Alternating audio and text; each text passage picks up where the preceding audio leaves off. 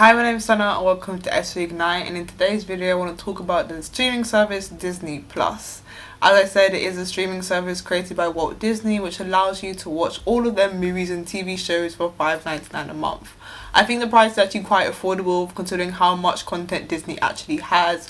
My only problem is they have no free trial, which I found quite rude because literally every other streaming service has a free week or month trial for new customers, but clearly it isn't something that they need because they're getting new subscribers regardless. So I originally got Disney Plus to watch Hamilton and Black is King, both of which I did enjoy, but I decided to try and get like a full use of the service. I only watched Disney Plus through my TV. I did add a couple things to my watch list through my laptop a couple times, but for most part I did everything through the TV. The watch list is like a feature that I found really cool, and I kind of got a bit carried away with having the ability to like tick a show to say I want to watch it and then tick it off after I've seen it. It was an aspect I enjoyed, especially because there was so much at the beginning that I was kind of overwhelmed and a bit excited, so being able to like narrow it down to see all the things I only wanted to see was an advantage. One of the things I didn't like about watching it on my TV though is that to search for the show was quite long because you had to search through the alphabet to find something.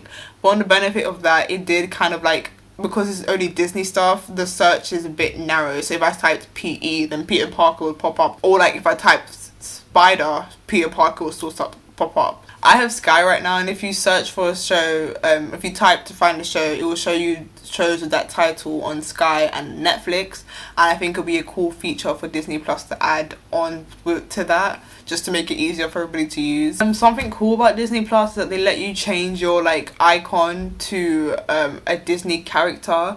I didn't even change mine for Mickey Mouse, but I did consider moving around to Spider-Man and Mulan. But it is something that you can do, which is probably the most childish aspect of Disney Plus that I liked, but it is quite in tune with the app because I do believe it is primarily for children and like the child in you, because when they were marketing they kept going on about watching like old episodes of Simpsons that you loved and the old shows that you grew up on. Watching like old shows that I grew up on didn't last long for me because I wasn't bothered to watch a whole season of everything. I did watch a couple episodes of That's So Raven, a couple episodes of Kim Possible, but I didn't sit down and watch a full season of anything actually.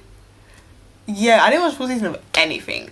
Movies is where it really was at for me. I love watching Lemonade Mouth and Holes and Star Trek.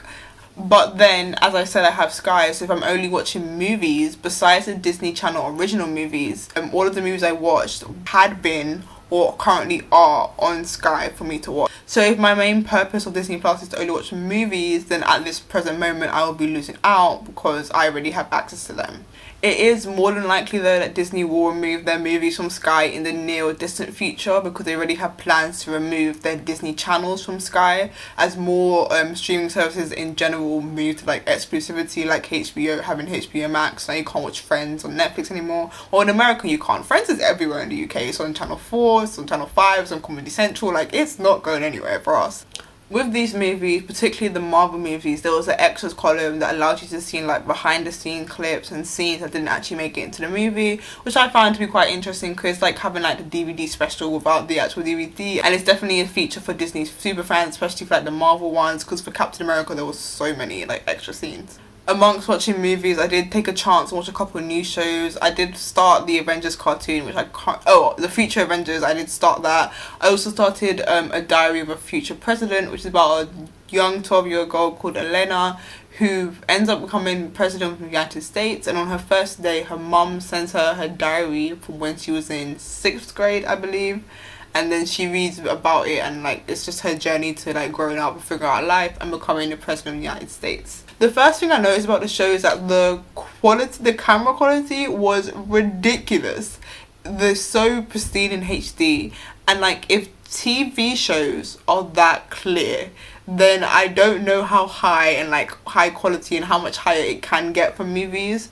Also, this show was made in 2020, or at least came out in 2020. Something I do want to know is that there's Disney Plus original shows like this show and Lady and the Tramp actually. I want to know if they actually are still available for Disney Channel users, or is it just like a web streaming exclusive. Another thing I did like about the show was the fact that the episodes were connected. I think we're so used to, well, at least I'm so used to TV shows being like so disjointed and disconnected and like changing information as it suits the storyline. Like, I don't know, in season 1 someone's birthday is in May, but in season 2 it's in January and stuff like that. So I did enjoy the show being connected and having like the previously segment on it. However, something that did concern me was the like how mature the show was. The main character of the show is 12, so I assume the target audience of this show is 12-year-olds as well.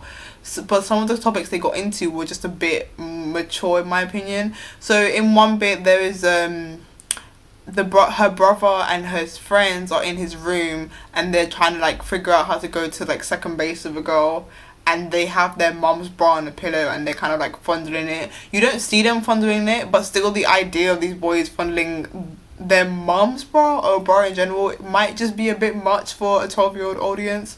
Also, there's another scene where Elena and her friend are running around a lingerie store to prove that they're mature and are allowed to like because they're so mature and cool. Another thing that was weird was like the girls were like announcing that they have their period, and it's like, how cool are we that we have our period? How mature are we have our period? Like, who does that? I did wonder how appropriate this was for a 12-year-old audience. Maybe I'm not properly remembering how mature the shows I watched growing up were. Like, maybe there was like maybe they were different. I'm just not remembering it properly. Right now all I remember is like a lot of like kissing and wanting to kiss boys and stuff like that. I don't know if it's actually too mature or I just don't really know what is considered mature. This brings me on to my next point though, about how the shows are rated on Disney, because I don't understand it. When you start to watch a show, in the top left corner it will say rated 0+, 6+, 9+, or 12+. And I don't know what this means. I've tried to Google it and check Disney Plus's own website. They haven't got a place to break down what all these age ratings mean. The majority of things I watched was 0+. A couple of the Marvel movies were like 12+, 9+, but I don't know what the distinction is to make something 0+ or 6+. I do overall think that Disney Plus is quite a cool service, but I think it is mainly for children and for Disney superfans. Like, people who like know the difference between like Pixar and Disney, and I am not one of those people. I am less than a casual fan of Disney. My subscription is set to end just before Mulan is supposed to come out, and originally I was quite upset about it, but now that I think about it, £30 to see a film that I'm probably only going to watch once, and you're not even going to get like a physical DVD or anything physical from it, I don't think that's worth it. I really need the cinema to come back so people can't start charging these prices to watch films or whatever. Because when Sky was releasing films, like Trolls and that movie Tracy Ellis Ross was in, High Note I think, onto like straight to TV, it was around £13, which is like a ticket and a half or one ticket in a bougie cinema. So it wasn't that bad. So, but Disney is Disney, isn't it? They're just trying to take your money at this point. That's why they're making millions of remakes and making billions of dollars. But I've gone on a tangent now. So let me know in the comments what you think about the streaming service Disney Plus, if you have it. And would you consider getting it after all of this? Hit like and subscribe, and I will see you next time.